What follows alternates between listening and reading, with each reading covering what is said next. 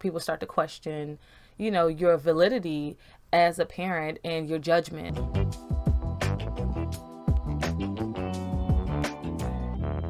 What's up, beautiful people? Sherelle here. If you have been following me, you know that I like to put out weekly conversations, most likely following like a blog that I have written. But I had skipped a week because we had a recent loss in our family, and it's just kind of been hard going through. And so it's almost like, where are my priorities? Like, where do my priorities lie? As much as we don't want to say this, and it sounds very harsh to say, there is beauty in some of our low moments in life, because I feel like this low moment has actually led me to go back and reflect on some low moments that I had in the past, and how I juggled, my emotions and parenting at the same time. And as much as it would be great for us to be able to say, hey, mom, auntie, whoever, like, I'm really sad. I'm dealing with depression. I'm dealing with grief. I'm dealing with, insert the low, emotion here. I'm dealing with this. I'm dealing with that. Can you please take the kids off my hands until I can get my footing? And it's like, no. I mean, maybe in some cultures they are able to do that, but in my family, we don't have the capacity to do that. And that's actually not in our culture to do. And so it's been something that I've been thinking about for a minute, probably about 2 weeks or so, if not a month now. I've been thinking about sharing it, and it's really difficult to share because no one wants to say that they're down. No one wants to really say that they're dealing with something or having like not such a great time at adulting and parenting at the same time. Because, people start to question, your validity as a parent and your judgment. This week's blog that I actually just released, which I will link in the description box. You can find it on my website, mommaven.net. I had mentioned in this week's blog how early in my motherhood journey, I thought that I could kind of lean on my child as some sort of emotional support. And really, because I didn't have any other mom friends, I actually really didn't have any friends at the time, and I worked so much. I want to say I was a functioning depression.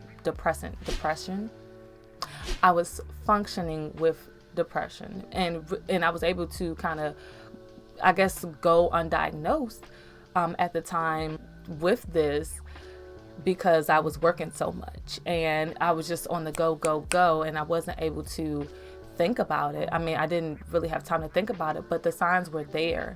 I was definitely struggling with that. I had a false hope of, my child can, sense that I'm going through something. And even if he did sense that I was going through something, he wasn't like, he was a baby. And even as a child, he's a child. He may be able to ask me if I'm okay, but that's about as far as it goes, because they are selfish, they're self-centered, and they just want to see how the world revolves around them.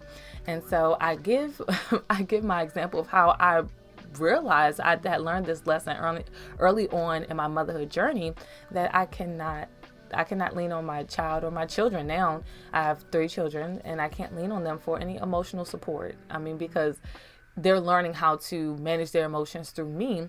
And that's actually unfair, and even if they're to the age where they're talking and able to give their feedback, you can just hear how they process it. It's very childlike. And once again, that's unfair. I think that's highly unfair to put the weight of adulthood on children, or your grief, or the weight of your sorrow onto your children. And like I said, nobody likes to talk about this. But I think that it actually happens because they're there. They're tangible. They're there every day. You believe that they're witnessing it. I mean, because they are witnessing it. They are there, watching it go down. But in their mind, they don't really see it how we see it. And they're not feeling it the way that we're feeling it. It may be more extreme for them, or, they might see it as, why are you guys playing around? Like, what, you're arguing. Why are you guys so loud? Or why are you just being mean to one another? And how does that affect me as a child? And so, I mean, I could just think about I'm actually cringing when I think about this story that my mother recalls to me. When my cousin and I, we were about 6 months apart, and we were 1 and 2 at the time, and we were actually attending my own great grandmother's funeral. And like, I don't even remember this woman, but I just remember hearing the stories and seeing the pictures of her.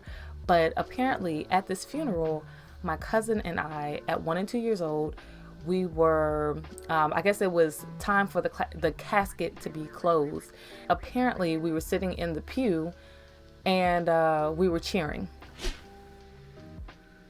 Yeah, we were cheering. And so I was asking my mom, like, were you mortified that, we were sitting there cheering as the casket's closing at this funeral?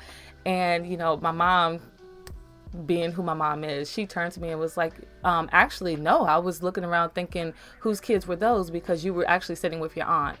And I was just like, oh man, poor auntie. Poor auntie.